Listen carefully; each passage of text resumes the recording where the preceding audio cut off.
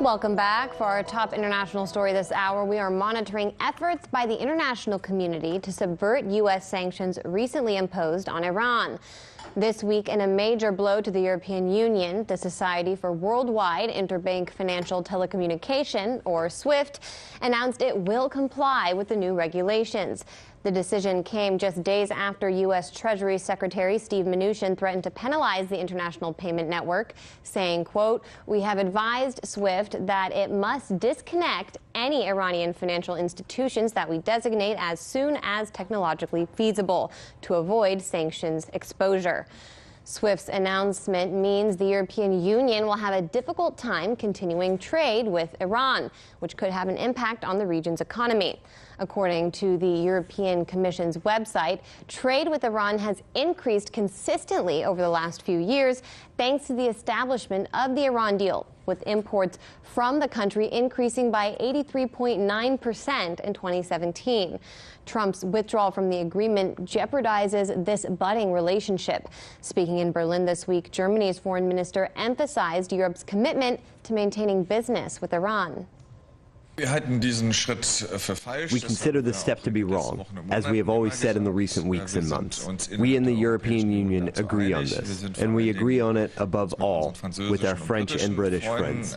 In the European Union, we are now working, as you know, to use new instruments, such as the Special Purpose Vehicle, to ensure that business can continue with Iran. We are firmly convinced that the agreement that we have in place will prevent Iran from returning to uranium enrichment from military purposes. Anything else is, in our view, likely to further escalate the situation there, and that would also threaten our security interests in Europe.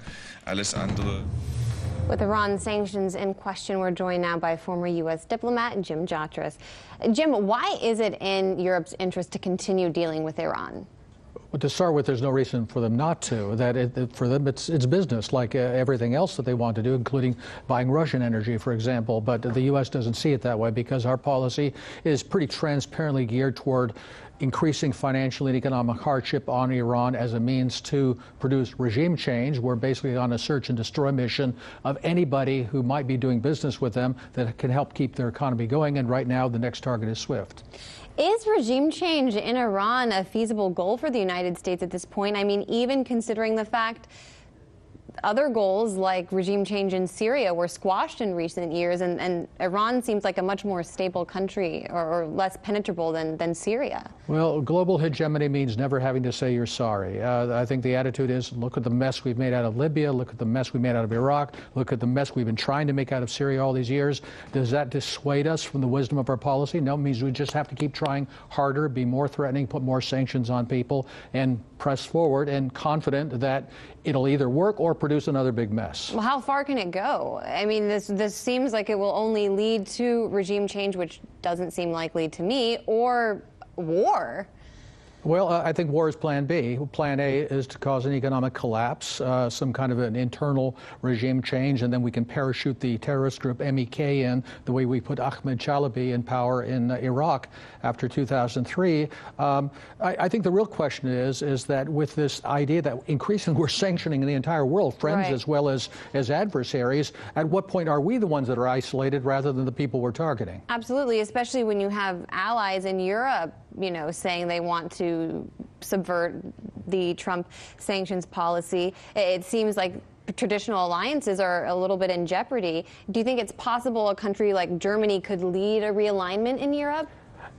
I think Germany could do it, whether they have the will to do it, the courage to do it, especially with such a failure as Mutti Merkel hanging on for dear life to the chancellorship. She should have gone a long time ago and had somebody more, make Germany great again, be Germany first as a policy, Europe first as a policy, rather than what that mush they have there is now. As far as, for example, not only SWIFT, but the special purpose vehicle, that's just another tempting target for the U.S. Treasury Department to say, okay, we'll sanction that now too, and anybody who does business with it. We can play that game indefinitely. We were talking about this a bit before the show started, but if you start down that road as the United States, or if you go that direction, you risk sanctioning everyone and creating a situation where the rest of the world says, well, maybe we shouldn't be so reliant on the U.S. financial system or the dollar. And in the long term, that may be the case, but for the short term, what works? Do they fall into line? Do they complain and whine and moan, but then do what they're told, which is essentially what we want from them? And if in the short term that's the case, and it looks like it's the case so far, why should we be dissuaded? We look at the Europeans. Yes, they do have the capability to reorient themselves and actually closer to Russia and China, Eurasian integration, but instead they take the path of least resistance, which is when the United States growls at them, they fall into place like the weak and worthless people they are. So what's your move if you're in Tehran?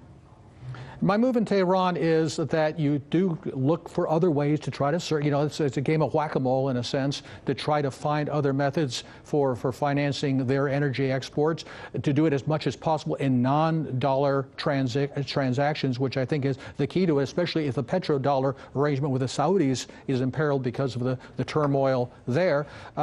So I think they do have other options, but they're going to have to play their cards carefully and at some point see how far the Europeans can be pushed. It seems like we could be on the verge of a major shakeup. And my fear is, if it doesn't work, given the people that Mr. Trump has put around him, Plan B will come to the fore, and that they will say, all right, that hasn't worked.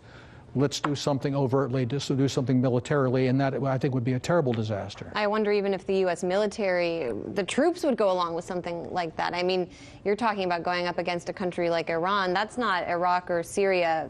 The military there is much more capable of fighting the U.S. hand-to-hand, no?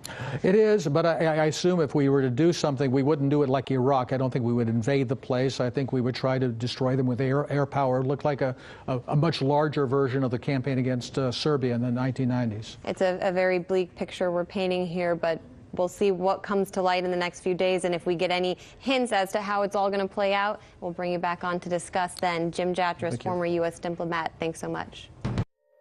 Hey YouTube, thanks for checking out our channel. We hope you enjoyed the video. We have tons of content for you just like this. For more of RT America's one-of-a-kind news and analysis, be sure to subscribe and never stop questioning more.